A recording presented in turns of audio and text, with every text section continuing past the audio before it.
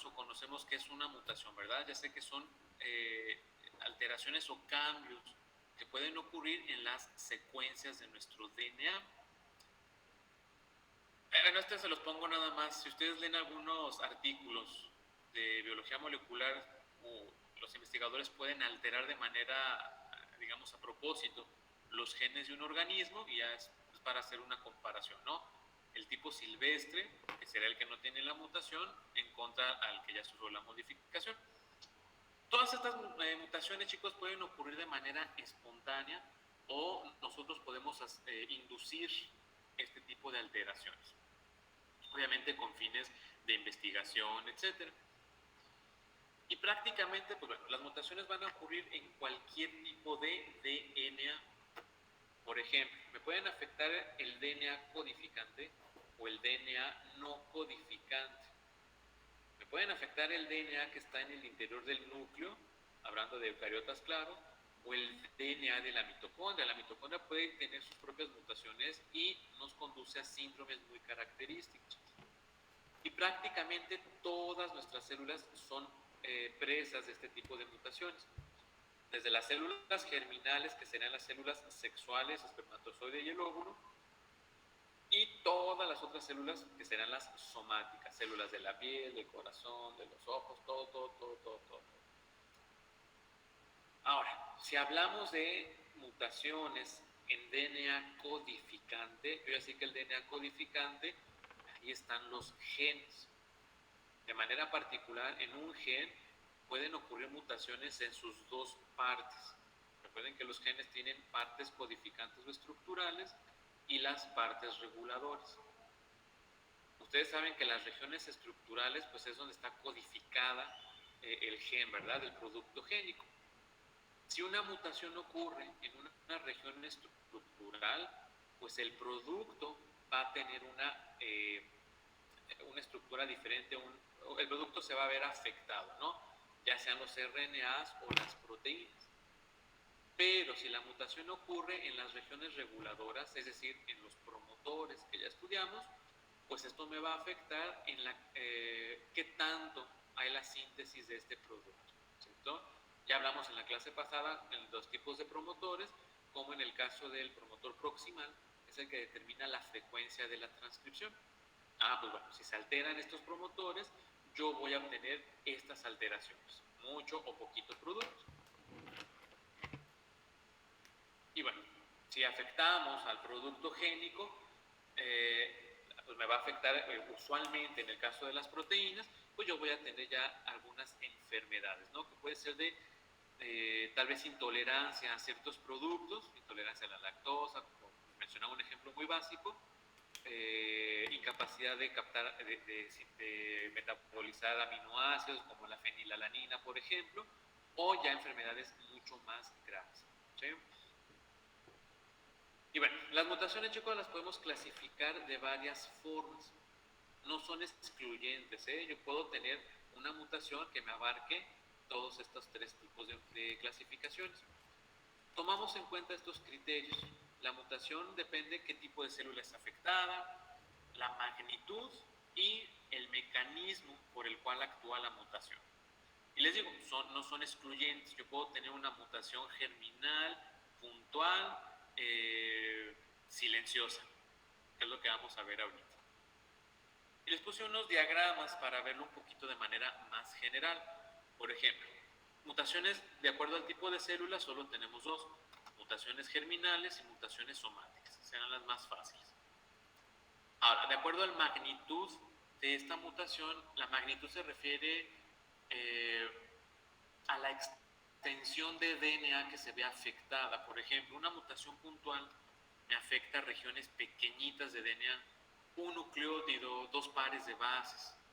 El hecho de que afecte regiones pequeñas no quiere decir que no tengamos errores graves, claro que sí. Y las mutaciones grandes, que también las podemos llamar anomalías cromosómicas, me afecta a regiones extensas, incluso pues a los cromosomas como tal.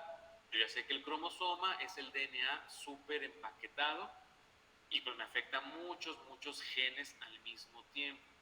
Ya, esto de las anomalías cromosómicas es el último tema que tenemos, y vemos algunos síndromes, por ejemplo, y por qué son ocasionados. Hace algunos años nos manejaban también mutaciones, pues digámoslo, intermedias, pero pues de alguna manera ya las pusieron en las grandes anomalías, ¿sí? Quizás, de acuerdo al mecanismo, es donde tenemos una mayor variabilidad. Tenemos mutaciones que son propias de la célula, endógenas, u ocasionadas por agentes externos. Y tendríamos todos estos. Son muchos, pero les digo, son muy sencillitos de entender. Entonces vamos a empezar con la primera, que es la más sencilla, y vemos estas dos nada más y nos vamos al receso, ¿sí? De acuerdo al tipo de célula, pues yo tengo mutaciones germinales o somáticas, ya decíamos. Las germinales serían las células sexuales. Usualmente, estas mutaciones empiezan en este proceso de gametogénesis. Este proceso de gametogénesis lo vamos a retomar la siguiente clase cuando veamos mitosis y meiosis. Si una persona tiene sus células sexuales, díganse espermatozoides u óvulos, con alguna mutación, no podemos decir que tiene la mutación a simple vista. Por eso les pongo acá en el segundo punto que no me va a modificar el fenotipo de la persona. El fenotipo, de manera clásica, siempre nos dicen que son las características morfológicas que se ven a simple vista. Y siempre les digo a los alumnos, simple vista entre comillas. Por ejemplo, ¿qué es el fenotipo? Nuestra estatura, el color de piel, el color de ojos, tal vez el peso, etcétera, nuestra complexión. Todo eso es el fenotipo, ¿cierto? Pero resulta que el fenotipo depende de otro concepto, que es el genotipo. Entonces, yo les digo, tradicionalmente nos decían que el fenotipo son las características morfológicas, ¿verdad? Todo esto depende del genotipo. ¿Qué es el genotipo? Pues la constitución genética. Y están íntimamente ligados, ¿verdad? ¿Por qué? Por ejemplo, el color de la piel pues es producto del tipo de melanina, ¿verdad? Esta proteína está codificada en un gen. Cuando se expresa este gen, me va a dar un fenotipo en particular, ¿cierto? El color de ojos, pues bueno, ese es el fenotipo, pero el color de ojos está codificado en un gen en particular. Entonces, genes de color de ojos, que sea el genotipo, me afectan al fenotipo. La estatura, por ejemplo, pues bueno, son muchos rasgos, ¿verdad? Proteínas que se encargan del desarrollo temprano, de los huesos, musculatura. Todos estos genes, que es el genotipo, me afectan el fenotipo resultante, ¿no? A mí se me hace muy sencillo, pero bueno, siempre se me confunden. Pero duda, chicos, de fenotipo y genotipo, ¿sí nos queda claro? Sí, profe. Pero no hay manera de confundirse. Bueno, les decía que características a simple vista entre comillas. Otra cosa que es el fenotipo es la morfología de las células. Por ejemplo, el eritrocito, que es bicóncavo, no tiene núcleo, tiene tantas dimensiones, etcétera, son por genes que regulan proteínas del eritrocito, etcétera. Ya en sus materiales de clínicos van a ver anormalidades eritrocitarias, que si en forma de corcholata, que si tiene picos, no sé qué tanto. Pues eso es porque los genes del eritrocito tienen alguna afectación. Entonces, genes de eritrocito, que es el genotipo, me afecta el fenotipo de la célula, igual su función. ¿Sí? ¿Qué otra? Y bueno, obviamente una célula pues yo no la veo a simple vista, pero la puedo observar al microscopio. ¿Qué otra cosa es fenotipo? La producción de proteínas. Tal vez una persona produce mucho de una proteína, eso es un fenotipo, una sobreproducción. Yo no puedo ver a simple vista la sobreproducción de una proteína, ¿cierto?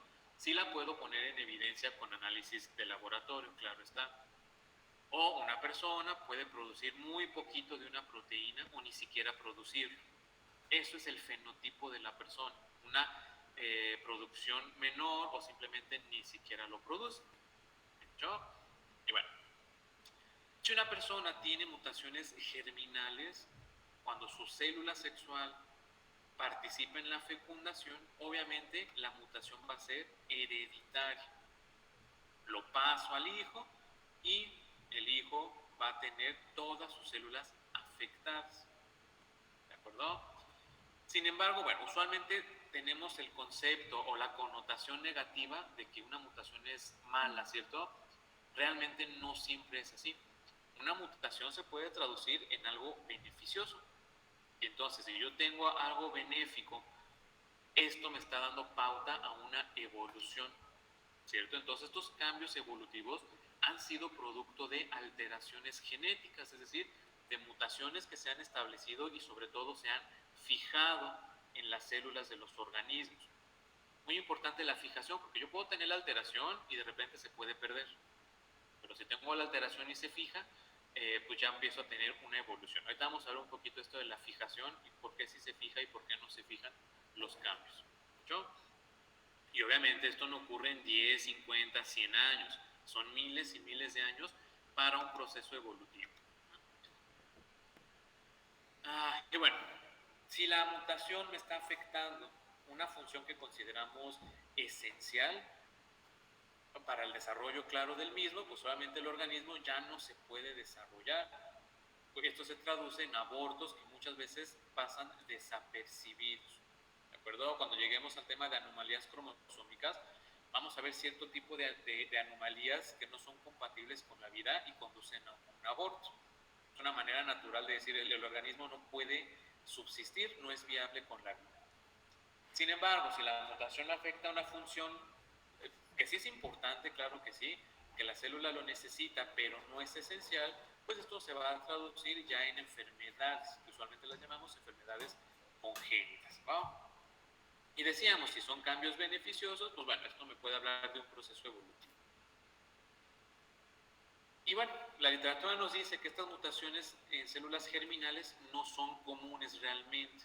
Entonces, imagínense, no son comunes y cuando ocurren no siempre van a ser beneficiosas. Eso nos explica un poquito por qué toma tanto tiempo un proceso evolutivo, ¿va? Dudas, chicos, de mutaciones germinales. ¿Todo bien? Todo bien. Todo bien, profe. Sí, profe, todo bien. Ya me salí. Ahora, en el caso de las mutaciones somáticas, decíamos, son todas las mutaciones de todo lo que no sea célula sexual, ¿cierto? De todos nuestros tejidos. Estas mutaciones, pues obviamente, no se van a pasar a los hijos, porque pues, una célula de la piel no participa en la fecundación, ¿cierto? Una célula de corazón no participa en la fecundación.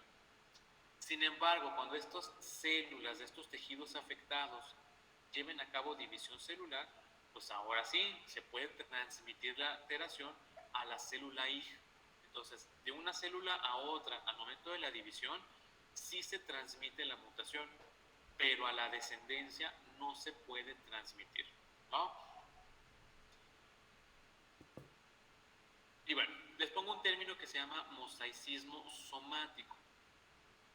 Con la imagen se explica mejor. Yo puedo tener aquí óvulo y espermatozoide. Al momento de la fecundación se forma el cigoto.